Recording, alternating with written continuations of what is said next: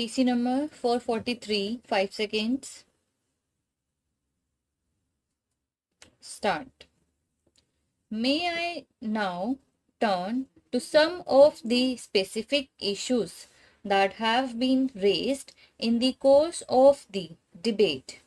A major priority of this country's foreign policy, as indeed the foreign policy of all the countries, is its relationship with its neighboring countries.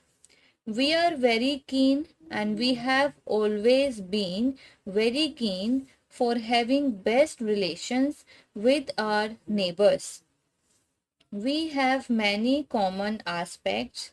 We are one people in many aspects because we have cultural ties and we have economic linkages.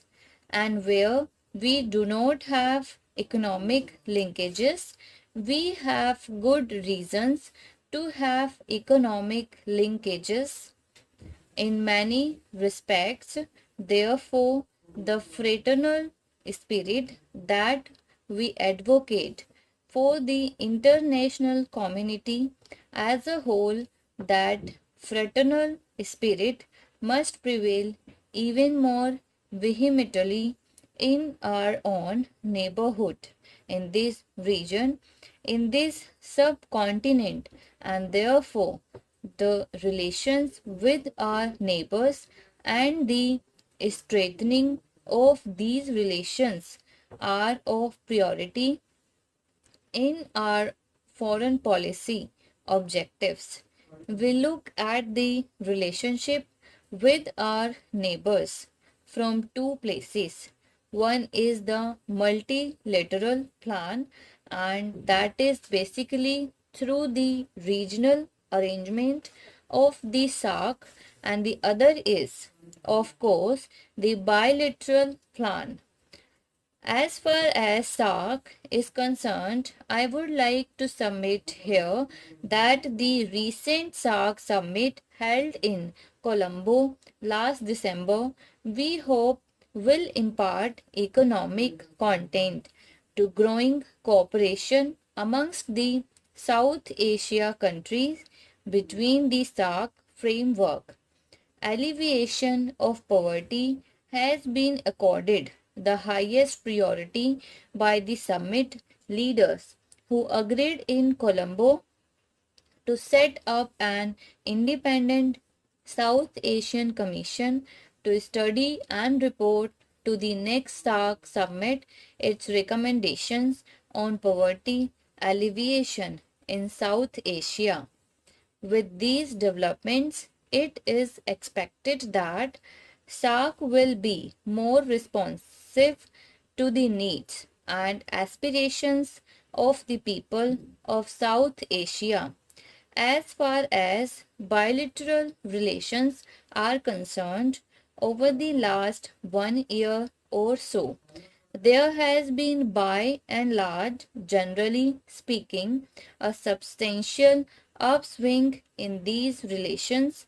I could mention, for instance, Indo-Nepal relations. In the course of last 1 year, and indeed more than 1 year, Indo-Nepal relations have not merely been normalized, but in the recent past have been strengthened and intensified.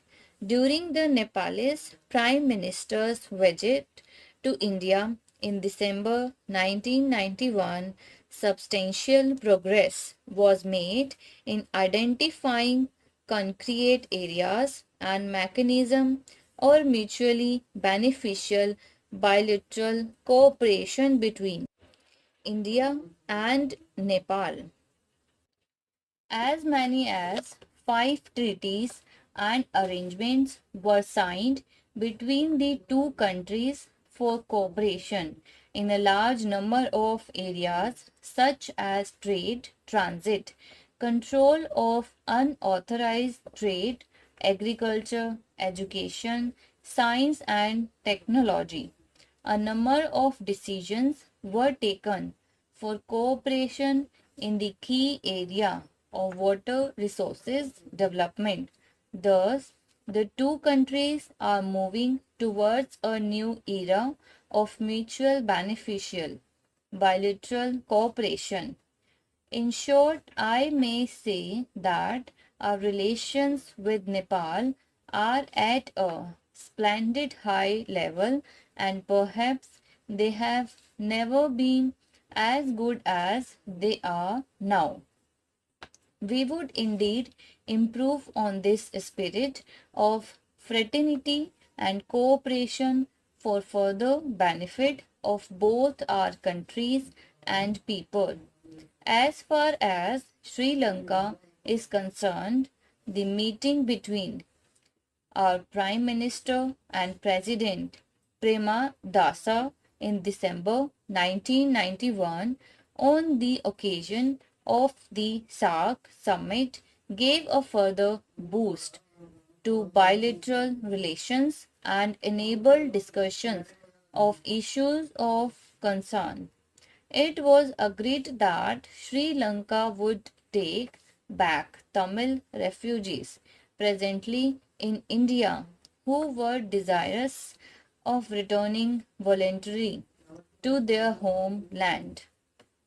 As of now, approximately 15,000 have returned and the movement is continuing. We have taken up with the Sri Lanka government incidents of attacks by Sri Lanka Navy on our fishing vessels which stray beyond the maritime boundary. Assurances have been received from them that such instances will not recur. At the same time, it is necessary that our fishermen be advised to continue their fishing activities to the Indian side of the maritime boundary, and we are at the direction of the Prime Minister the existing legal framework to improve upon the possibility of fishermen to fish in some of these areas which we are now discussing. Now I come to Pakistan. Unfortunately, in spite of our good wishes and in spite of our keen desire, I am not in a position to report to the House that our relations with Pakistan are in a very good condition. The crux of the problem remains Pakistan's continued support to terrorism and subversion directed against the Indian states of Jammu and Kashmir and Punjab. Assurances conveyed by Pakistan in this regard remain to be translated. Pakistan has also been attempting to internationalize the Kashmir issue and has misrepresented and distorted the situation in the valley through false propaganda. On our part, we are willing to discuss and seek a peaceful resolution of all issues with Pakistan. But it is evident that meaningful discussions on betrayal issues can only be held once Pakistan stops its interference and support to terrorism.